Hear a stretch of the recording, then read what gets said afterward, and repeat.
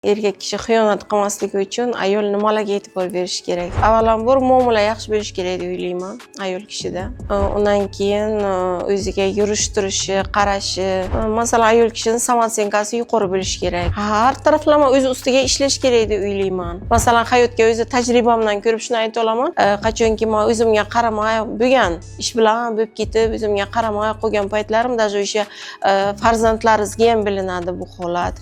Atrofingiz hurmat qilmaydi. O'zi eskidan aytilgan bir marta janjal bo'lgan xonadonda 40 kun baraka qochadi deyilgan. Shuning uchun men janjallardan qayerda bo'lsa ham yiroqman. O'sha oxirgi bir haftani hisobga olsak agar deyarli ko'p xotin-qiz shu mavzu bilan murojaat qilyapti-da. Masalan, yuzini masalasi bo'yicha keladi, kimnidir eri xiyonat qilib qo'ygan, o'ziga qaraydi. Keyin men tushuntirishda boshlayman, bu bekorga emas, chunki sen o'zingni sevmay qo'ygansan, o'sha erkakni senga bo'lgan muomalasi o'zgargan. Shu senga dars bo'lyapti. Agar o'sha xiyonat qilmasa, sen dalish yana yuraverasan, o'zingga qaramaysan. Shu bahona bo'lyaptiki, sen o'zingga qarashni boshlading. Yana hammasi yaxshi bo'lib ketdi, xursand bo'lib dalishi.